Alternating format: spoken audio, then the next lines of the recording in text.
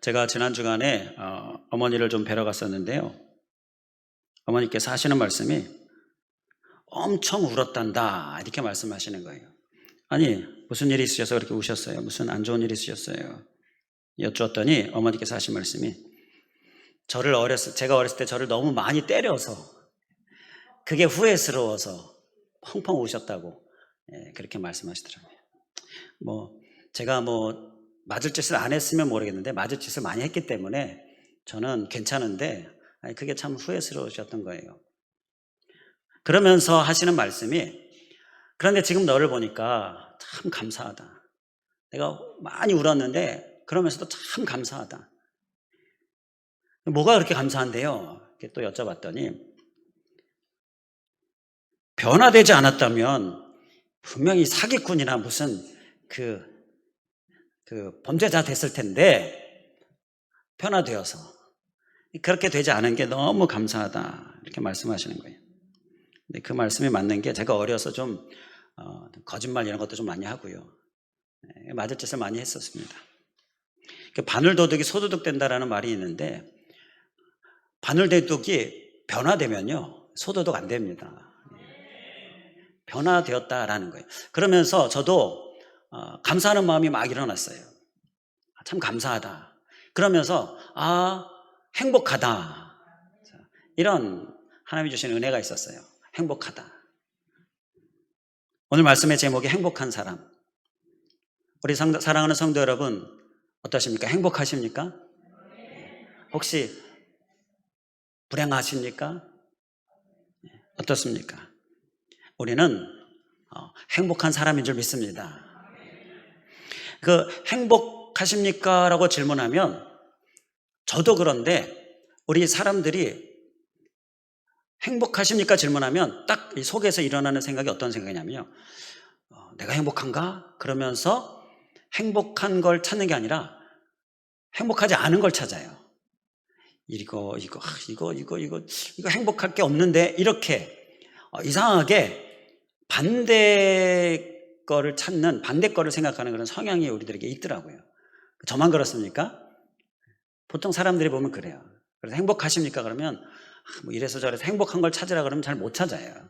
그런데 없는 거, 불행한 거, 못마땅한 거, 좀 아쉬운 거, 좀 답답한 거, 또 부족한 거 이런 것들은 많이 생각이 납니다. 그런데 하나님이 우리에게 그러라고 우리에게 삶을 주시고 우리를 이끄시느냐? 하나님은 우리에게 정말 행복하기를 원하셔서 열심히 일하고 계시는데 그 열심히 일하시는 하나님의 흔적들을 우리가 잘 보지 못한다는 거예요. 좀 왜 그럴까? 우리의 이 마음에, 우리의 심령에, 우리의 영적인 부분에 이 죄성, 죄를 향한 그 원죄에 관한 부분이 있기 때문인가? 이런 생각 저런 생각을 좀 해보게 되는데요. 그래서 항상 생각을 고쳐먹는 것은 하나님이 나의 행복을 위하여 열심히 일하시는데 그 하나님 생각하면서 하나님의 일하심 그 흔적들을 열심히 찾아야지. 그러면서 행복을 다시 한번 회복하고 그러한 우리들이 되어야 하지 않겠는가라는 생각입니다. 그래서 행복하십니까 하면 일단 행복합니다. 이렇게 대답하고 그리고 행복거리를 많이 찾으실 수 있기를 주님의 이름으로 간절히 축원을 드립니다. 우리가 행복하지 않다라고 사람들이 많이 생각하고 우리들도 심지어 이렇게 생각하는데 그 이유는요. 행복한가 행복하지 않은가 질문에 대하여서 기준으로 삼는 게 어디에 있느냐. 기준으로 삼는 것이 온전한 행복을 주지 못하는 것, 세상적인 것에 있느냐 아니면 성경적인 하나님에게 있느냐 바로 이 기준에 따라서 달라진다라는 것입니다. 우리 행복의 기준을 하나님께 두실 수 있기를 주님의 이름으로 간절히 축원을 드립니다. 기준을 성경적으로 바꾸면요 이렇게 체인지하면 그러면 우리에게 많은 행복의 조건들이 깨달아지고 발견되어지고 정말 행복한 사람인 것을 우리가 깨닫게 되어질 줄 믿습니다. 자, 당장에 보면요 우리가 지금 여기 이렇게 예배자로 서 있잖아요. 우리가 이러한 진정한 예배자라는 것이요 바로 행복한 사람이다라는 것입니다. 우리가 그리스도인이죠. 이 그리스도인이다라는 것, 구원받은 그리스도인이다라는 것이 바로 행복한 사람이다라는 것입니다. 그렇게 행복한 사람이다라고 느껴지십니까? 잘 안 느껴지면요, 예배를 잘 드리지 못하는 북에 있는 사람들이나 또 공산권에 있는 사람들 한번 생각해 보시면 정말 숨어서 예배 드리는 사람. 그 탈북한 한 여성이 이제 중국에서 그를 돕는 사람과 선교단체 사람과 함께 이제 예배를 드리러 갔는데, 교회를 가는데 교회 안에 들어가니까 막 사람들이 막 자유롭게 막 찬송하고 막 예배 드리는 걸 보고는 막 감격의 눈물을 펑펑펑 흘리는 거예요. 너무 좋아서. 아니, 여기는 이렇게 자유롭게 예배를 드릴 수가 있나요? 그러면서 그러한 정말 숨어서 예배 드리는 사람들 생각하면 이 예배자라는 것 자체가요, 우리에게 정말 행복한 사람, 행복의 조건이 되는 줄 믿습니다. 자, 그런데도 예배자가 행복한 사람이 잘 이게 느껴지지 않는다 그러면요, 하나님이 우리의 예배를 확 못 드리게 해버리시면 되겠습니까? 그러면 안 되겠죠. 이 코로나의 상황도 우리에게 많은 제약을 주는데 더 심해지면 안 되겠죠. 우리의 예배자, 이것이 정말 행복한 조건이다, 우리가 하나님 앞에 고백하고, 그리스도인, 정말 행복한 조건이다, 우리가 하나님 앞에 고백하는 모습, 바로 이러한 모습이 오늘 우리에게 잘 우리 심령에 심어질 수 있기를 주님의 이름으로 간절히 축원을 드립니다. 자, 이제 우리가 행복하면 어떤 세상적인 조건, 기준 이럴 걸 생각하는 것이 아니라 성경적인 기준, 바로 이것을 생각하면서 하나님께서 우리에게 주시는 행복을 많이 느낄 수 있고 많이 받을 수 있기를 주님의 이름으로 간절히 축원을 드립니다. 자, 우리 이제 성경적인 기준을 우리 같이 공부해 보도록 하겠습니다. 오늘 본문 말씀은요, 모세가 이스라엘 백성들에게 축복하는 말입니다. 모세가 이스라엘 백성들을 보니까 참 행복해 보였어요. 참 행복한 사람이다. 자, 본문 말씀을 볼까요? 이스라엘이여, 너는 어떤 사람이라고요? 행복한 사람이로다. 모세가 이스라엘 백성들을 보니까 너무 행복한 사람으로 보인 거예요. 자, 그래서 행복한 사람이다 이야기하면서 그 이유를 이야기하고 있습니다. 세 가지로 이야기하고 있는데요, 먼저 하나는요, 29절 말씀 계속 보면 여호와의 구원을 너같이 얻은 백성이 누구냐, 이게 이유 한 가지입니다. 그리고 또 하나는 그는 너를 돕는 방패시오 내 영광의 칼이시로다, 이게 행복의 이유입니다.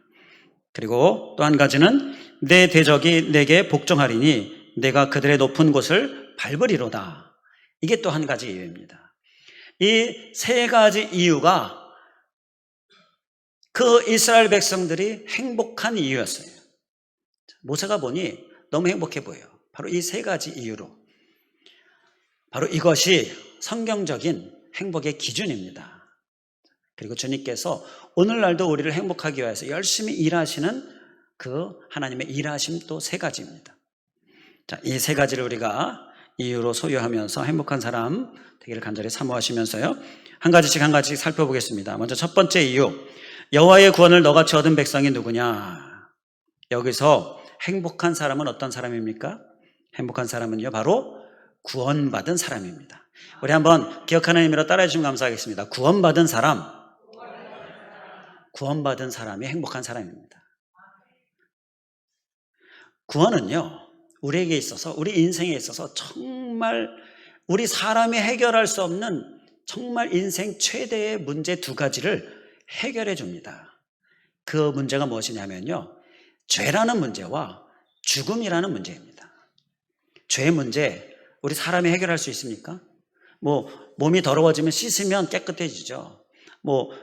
코로나 때문에 열심히 손세정제 하잖아요. 그러면 이 손에 있는 세균이 죽고요. 이렇게 할 수 있는데 이 심령에 있는 죄는 어떻게 합니까? 이 죄를 해결할 수 없어요. 그리고 죽음, 어떻게 해결합니까? 죽음을 어떻게 해결해요? 자, 바로 이 죄의 문제와 죽음의 문제가 우리 인생에 있어서 정말 최대의 문제입니다. 그런데 구원이 이 두 가지 문제를 해결해 준다라는 것입니다. 이 두 가지 문제가 해결이 되면 그야말로 정말 행복한 사람이 되는 것입니다. 그래서 구원받은 사람이 행복한 사람인 것이죠. 자, 영국 격언에 이런 말이 있습니다. 하루 행복하려면 이발소에 가라. 이발소에 또 아니면 목욕하러 가. 그러면 시원하고요. 또 상쾌하고 하루가 행복합니다. 그런 일이 우리에게도 있죠. 경험이 되죠. 자, 이게 영국 격언인데요. 근데 계속 이어지는 격언에 보면 일주일 행복하려면 결혼을 하라. 결혼하면 일주일에 행복합니다. 근데 결혼하면 일주일에 행복이 아니라 또 꽤 많이 행복할 수 있지 않나요? 어쨌든 이 영국 격언은 그래요. 그리고 한 달 행복하려면 말을 사라. 말 사면 한 달 행복하다고 합니다. 이 얘기는 정확히 어떤 의미인지 모르겠지만 제가 생각하기에 뭐 차를 산다든지 뭔가 이렇게 내가 좋아하는 물건을 사요. 뭐 낚시를 좋아하는 사람은 좋은 낚시 도구를 산다든지 이렇게 뭔가 내가 좋아하는 걸 사면 그러면 한 달 정도 행복하다라는 거예요. 그리고 계속 영국 격언을 보면 1년 행복하려면 집을 사라. 집 사면 1년 정도 행복하다고 합니다. 그런데 한 1년 살다 보면 더 좋은 집, 더 큰 집 자꾸 눈에 보이니까 이제 그 행복도 사라진다 그 얘기겠죠. 자, 그러면서 영국 격언의 끝으로 하는 말이 그러나 평생 행복하려면 무엇을 해야 하느냐? 무엇을 해야 한다라고 말하고 있을까요? 평생 행복하려면 이렇게 뭘 산다든지 뭘 내가 소유한다든지 그런 건 줄 알았는데 그게 아닙니다. 평생 행복하려면 정직한 인간이 되라 이렇게 얘기합니다. 이 인간의 사람의 본질적인 부분, 본성에 관한 부분에 대하여서 이야기하고 있는 거죠. 성경 말씀은 아닌데요. 참 성경적인 그러한 격언이다라는 생각이 듭니다. 기독교 배경을 가지고 있는 영국에서 나온 말이기 때문인지 모르겠는데 성경적이에요. 사람들은요, 행복해 보려고 이것저것 합니다. 이것저것 소유하고요. 이것저것 가져보고요. 그를 위해 열심히 살아보고요 해요. 그런데 이게 짧아요. 길어봤자 1년 이런 거죠. 한계가 있습니다. 완전한 행복을 주지 못해요. 그런데 평생 행복을 얻으려면 무엇을 하라고요? 정직히 살아라라고 얘기하잖아요. 오늘 말씀과 연관지어 보면요, 거짓하면서 죄 지으면서 살지 말라. 바로 그 얘기와 연결이 되는 거죠. 죄를 지으면서 살면 그 죄를 그냥 내버려 두면 진정으로 행복할 수가 없다라는 것입니다. 인간의 어떤 본질적인 부분, 본성에 관한 부분에 대하여서 우리가 그곳으로 돌아가서 우리의 모습을 봐야, 우리의 모습을 찾고 회복해야, 그래야 행복이 주어진다는 거예요. 행복해지려면 이것저것 열심히 해보는데 다 틀린 것입니다. 사람이 행복해지려면 사람의 본질로 돌아가야 합니다. 사람이 제일 행복했을 때가 언제였느냐? 그때는요, 에덴 동산에 있었을 때이지 않습니까? 에덴 동산에 있었을 때가 왜 행복했을까요? 에덴 동산은요, 슬픔, 고통 이러한 것들이 없습니다. 어떤 죄라는 것이 없어요. 뭐 시기 질투하고 뭐 미워하고 이런 거 이러는 거 없습니다. 에덴 동산은 죄가 없어요. 그리고 에덴 동산에서는 영원히 원래 살았잖아요. 죽음이 없습니다. 이 죄와 죽음이 없는 그곳이 가장 행복했었던 우리의 인간의 인류 역사에 가장 행복했었던 순간. 이건 뭐 누가 반대할 말이 없을 거예요. 자, 그런데 바로 그 순간이 바로 인간의 본성, 본질로 돌아갔을 때의 그때라는 거예요. 창조되었을 그때, 오염되고 훼손되지 않았을 때, 그때가 정말 진정으로 행복한 때인 거예요. 바로 죄의 문제, 죽음의 문제가 그만큼 우리를 불행하게 한다는 것입니다. 이 죄의 문제, 죽음의 문제를 해결받는 것이 바로 구원입니다. 자, 구원받기 위해서 어떻게 해야 합니까? 우리가 이 구원을 위하여서 우리가 해야 될 일은 죄를 회개하는 것이죠. 죄를 회개하면 용서함 받고 구원을 얻습니다. 그리고 동시에 내가 이제 죽으면 지옥 가는 것이 아니라 죽으면 천국에 가서 영원히 사는, 영벌이 아니라 영생하는 이러한 죽음 후에도 문제가 해결되어지는, 그래서 죽음에 두렵지 않는 그 은혜가 우리에게 주어진다라는 것입니다. 그래서 구원받은 사람이 행복한 사람이죠. 구원받으셨습니까? 그러면 어떤 사람이라고요? 나는 행복한 사람이다. 우리 행복한 사람입니다. 행복한 사람 되기를 원하십니까? 그렇다면 구원이 우리에게 경험되어져야 됩니다. 그를 위하여 회개가 필요합니다. 죄를 회개하는 모습, 주님 앞에 회개하는 모습, 우리의 모습 될 수 있기를 주님의 이름으로 간절히 축원을 드립니다. 이제 두 번째 이유, 모세가 생각하는 두 번째 이유. 자, 그는 너를 돕는 방패시요 내 영광의 칼이시리로다. 하나님이 이스라엘 백성들을 돕는 방패 되시고 영광의 칼이 되셔서 그것을 보니 모세가 이스라엘 백성들이 너무 행복한 사람으로 보인 겁니다. 여기서 행복한 사람은 어떤 사람인가? 행복한 사람은요, 바로 돕는 사람이 있는 사람.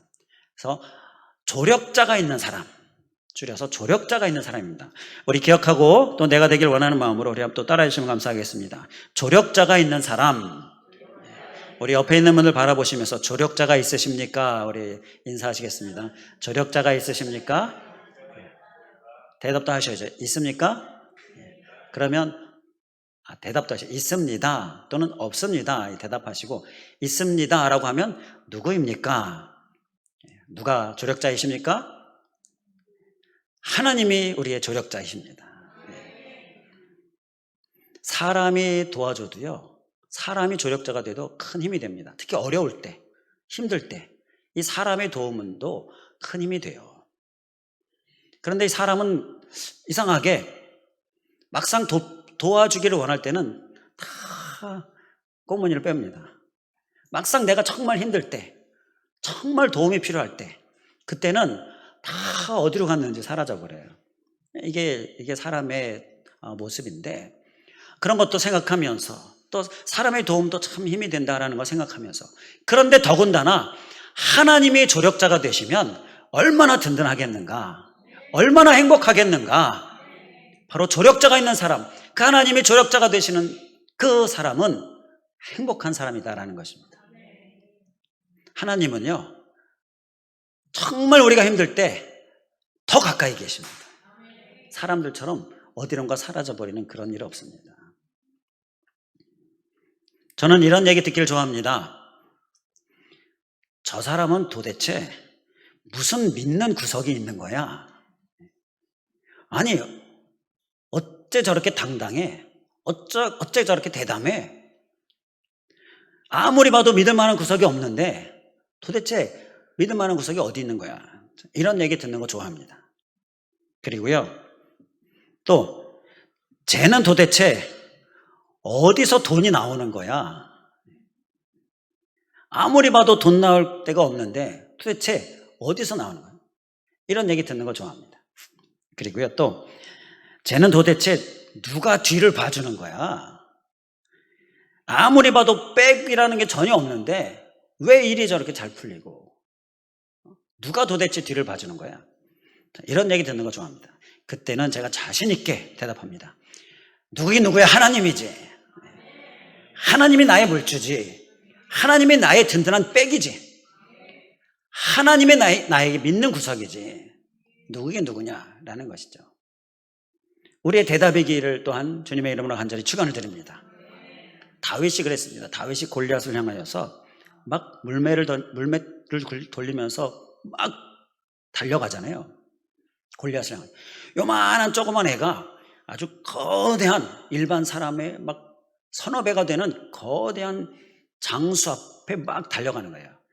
얼마나 우스운 장면입니까? 얼마나 정말 웃기고 가소로운 모습이에요. 자, 골리앗이 그 다윗을 향하여 뭐라고 얘기합니까? 쟤는 뭔데 저렇게 자신 있게 겁도 없이 달려오는 거야? 죽으려고 환장했나?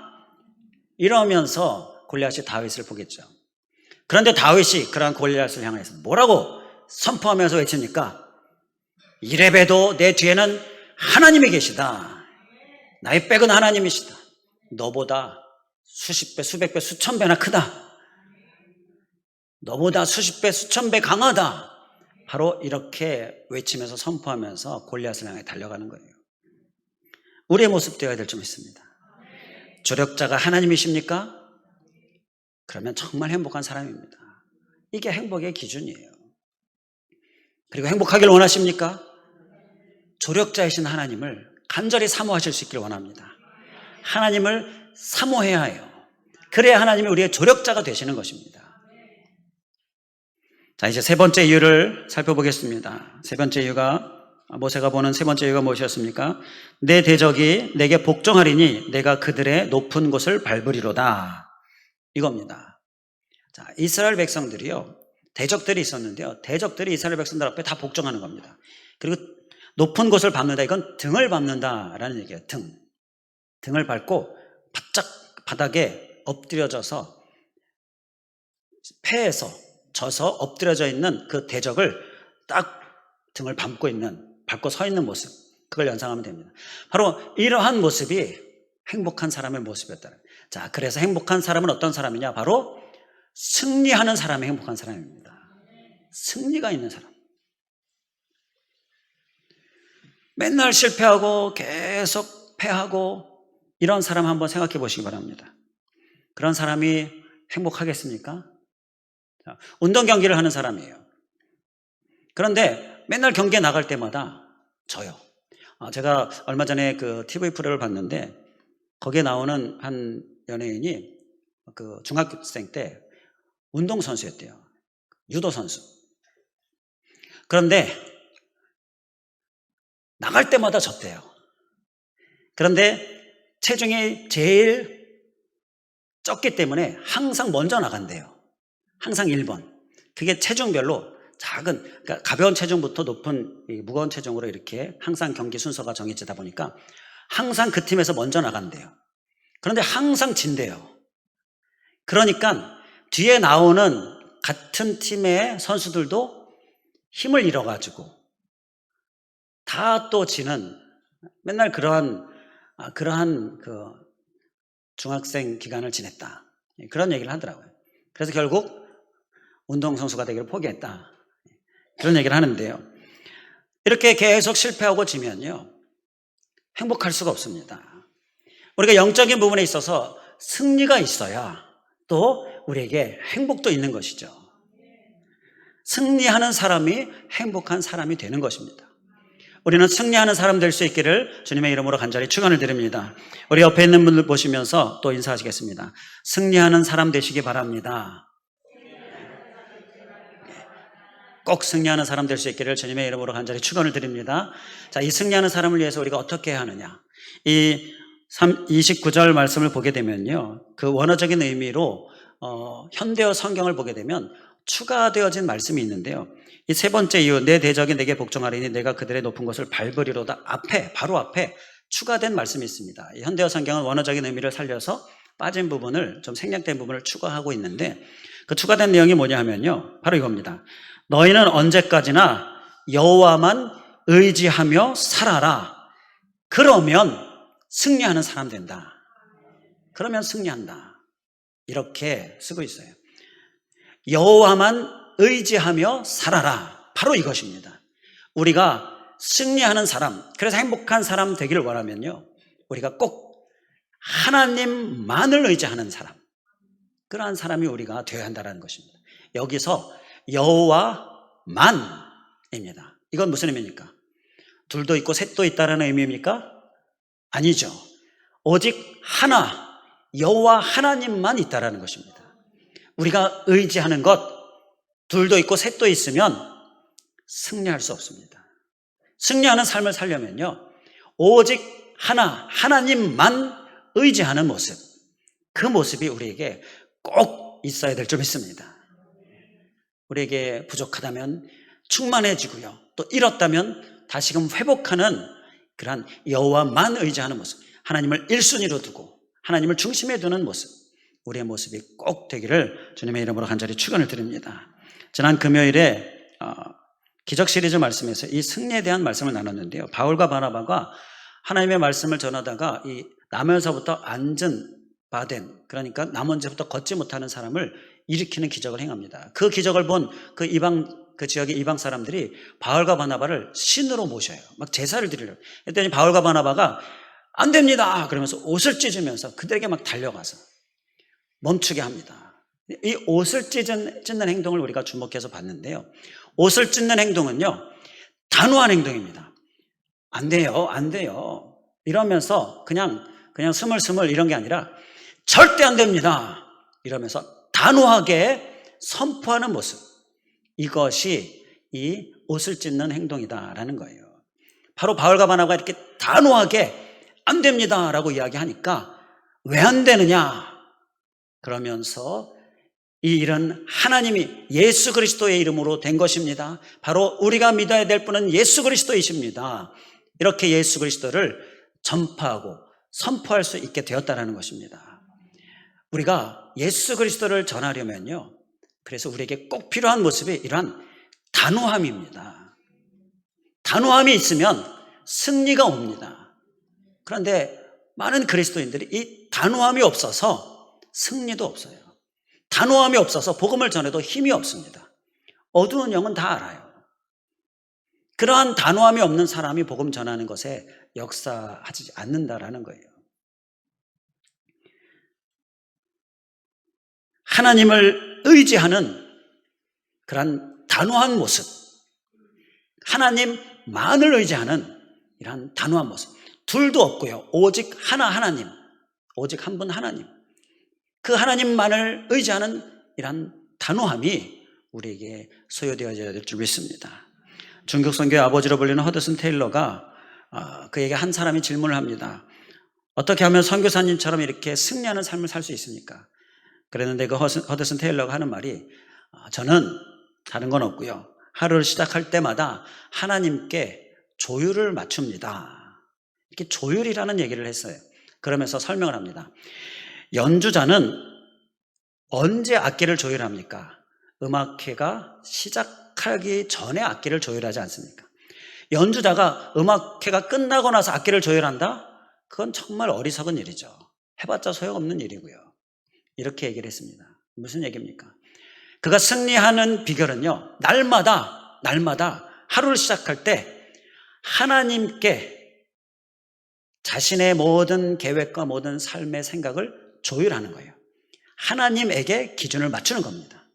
그리고 오직 하나님만 의지하는 이러한 고백을 하는 거죠. 그러한 그가 승리하는 선교의 삶을 살 수가 있었다라는 것이죠. 우리가 그 연주회를 시작되기 전에 잠깐 보게 되면 조율하는 시간을 갖습니다.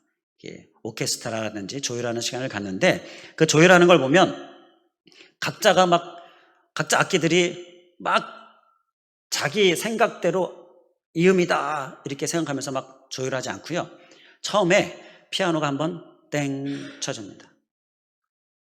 그리고 또 어떤 경우에는 다시 한번 쳐주세요 그러면 또 땡 쳐줍니다. 그 피아노의 음에 다 맞춥니다. 이게 조율이에요. 우리는 하나님의 그 음에 우리를 조율함으로, 그러므로 우리가 승리가 우리에게 주어진다라는 것입니다. 하나님만을 의지하는 모습, 다시 한번 회복되어지고 또 우리의 모습 될 수 있기를 간절히 원합니다. 그가 바로 승리하는 삶을 사는 것입니다. 자, 이제 여기까지 우리가 말씀을 함께 나눴는데요. 그런데 우리가 또 한 가지 기억해야 될 부분이 있습니다. 이 19절 말씀이 모세가 이스라엘 백성들을 축복하는 말이다라고 앞서 말씀을 드렸잖아요. 그런데 언제 모세가 한 얘기냐면요, 1절에 보게 되면, 이 33장 1절에 보게 되면 하나님의 사람 모세가 죽기 전에 이스라엘 자손을 위하여 축복함이 이러하니라, 죽기 전에 한 말입니다. 자, 그때는요 이스라엘 백성들이 참 행복해 보였어요. 그리고 이제 모세가 죽었습니다. 그리고 이제 이스라엘의 역사가 시작이 되죠. 가나안 땅에도 들어가게 되고 가나안 땅에서 땅을 분배받아요. 그리고 말씀대로 살아야 되는데 땅을 분배받고는 가나안 지역에 있는 이방 민족의 우상들을 자꾸 받아들여요.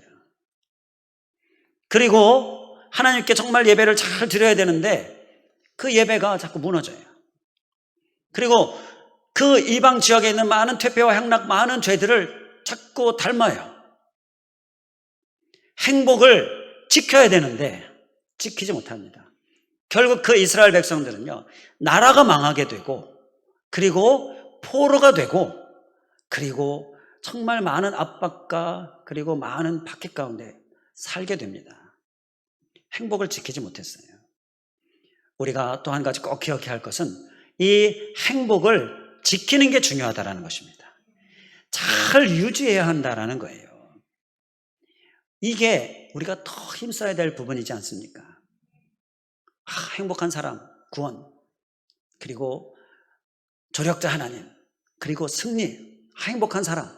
그런데요, 우리가 꼭 기억해야 할 것은 이 행복을 지키는 삶에 우리가 힘써야 한다는 것입니다. 이스라엘 백성들의 행복을 지키지 못한 모습, 어떤 모습이었다고요? 죄를 져요. 우상도 막 받아들이고, 또 그들의 많은 죄들 받아들이고, 그거 막 지어요. 그리고 특히 예배가 무너지고요, 우상 숭배는 곧 뭐예요? 우상도 섬기고 하나님도 섬기고. 이게 오직 하나님만이어야 되는데 하나가 아니라 둘이에요. 그리고 이스라엘 백성들이 전쟁이 나니까, 그러니까 다른 나라가 쳐들어오니까 하나님만을 붙들고 의지해야 되는데, 언제부턴가는 주변 강대국을 향하여 막 도와달라고 달려가는 모습으로 이게 바뀌어버렸어요. 그리고 선지자들이 하나님의 말씀을 막 전하는데 그 하나님의 말씀을 듣지 않는 거예요. 이렇게 변질되어지는 모습 가운데에서 이스라엘 백성들은 자꾸 그 행복을 잃어가고 결국은 완전히 불행한 상태까지 되어져 버리는 안타까운 모습을 우리는 이스라엘 백성들의 역사를 통해 보게 된다는 것입니다. 우리는 행복을 위하여서 꼭 기억해야 할 것은 이 구원을 위하여서 우리가 회개가 필요하다 말씀을 나눴잖아요. 회개할 수 있기를 원합니다. 날마다 회개해야 합니다. 내게 혹 무너진 것은 없는지, 내가 지은 죄는 없는지, 하나님만이어야 되는데 둘도 있고 셋도 있는 그러한 이것저것 의지하고 있는 모습은 아닌지, 그래서 승리하는 삶, 단호함이 없어져서 자꾸 실패하는 삶을 살고 있지는 않는지, 자꾸 이 영향력들을 내가 잃어가고 있는, 우리 교회들이 이 선한 영향력들, 이 복음의 영향력들을 자꾸 잃고 있지는 않는지, 이러한 부분들을 점검하면서 회개해야 하는 거예요. 특히 예배가 무너지지는 않았는지, 이 예배에 관한 부분은 우리가 철저히 하나님 앞에 날마다 점검하면서 회개해야 된다는 거예요. 회개는요, 용서를 구하고 돌아서는 것이죠. 회복하는 것입니다. 이 예배는요, 자꾸 예배가 별로 중요하지 않게끔 어두운 영이 자꾸 우리를 흔듭니다. 자꾸 유혹하고요, 많은 교회가 자꾸 여기에 무너지고 패합니다. 그런데요, 예배가 무너지면 행복한 사람은 이제 될 수 없다라는 것. 그리고 예배가 무너지면 우리가 원하는 승리와 그리고 우리가 원하는 정말 하나님의 도우심도 우리에게 있을 수 없다라는 것, 이것을 우리가 철저히 기억해야 될 줄 믿습니다. 회개하는 모습으로 회복하고 항상 하나님 앞에 이 구원받은 자로서의 삶을 유지하는 모습, 행복을 유지하는 모습, 우리에게 꼭 살아낼 수 있는 모습 될 수 있기를 주님의 이름으로 간절히 축원을 드립니다. 그리고 항상 하나님 앞에 하나님만, 이렇게 하나님만을 우리가 늘 기억하면서 둘도 아니고 셋도 아니고 오직 한 분 하나님만을 의지함으로, 하나님을 사모함으로 주님 앞에 나아가는 모습, 그러한 모습으로 행복을 지키고, 그래서 진정으로 행복한 사람 될 수 있기를 주님의 이름으로 간절히 축원을 드립니다. 기도하겠습니다. 할렐루야. 감사하신 하나님, 오늘 말씀을 통하여서 행복한 사람 누구인가, 내가 행복한 사람인데 그 행복의 기준은 무엇인가, 우리 성경적으로 하나님을 기준으로 삼게 하여 주심을 감사드립니다. 지난주에 믿음의 행복한 상상, 그 말씀을 우리가 나눴었는데, 바로 이 믿음의 행복한 상상을 하는 우리가 바로 행복한 사람이고, 그래서 이 행복을 이번 주도 기억하면서 주님이 우리의 행복을 위하여, 우리의 평안을 위하여서 지금 일하고 계시는데, 그 주님의 일하심을 우리가 많이 경험해서 행복한 삶을 살 수 있도록 주님 인도하여 주시옵소서. 그를 위하여 늘 날마다 회개함으로 나의 죄를 회개하고 나의 무너진 부분, 특히 예배가 무너졌다면 정말 철저히 예배를 다시 회복하면서 이렇게 하나님 앞에 나아가는 모습 될 수 있도록 인도하여 주시고 하나님만을 의지하는 모습으로 우리가 승리하는 삶 살게 하여 주시고 그리고 조력자이신 하나님, 특히 나를 도우시는 하나님 늘 사모하면서 문제가 생기면 항상 하나님께로 먼저 달려가는 우리들, 먼저 항상 하나님을 의지하는, 먼저 항상 하나님의 말씀을 듣고자 빛이 되고 내 앞길에 등이 되어지는 하나님의 말씀을 듣고자 주님 앞에 나아가는 모습, 우리의 모습 될 수 있도록 인도하여 주시옵소서. 간절히 간구하오며 예수 그리스도의 이름으로 기도하옵나이다. 아멘.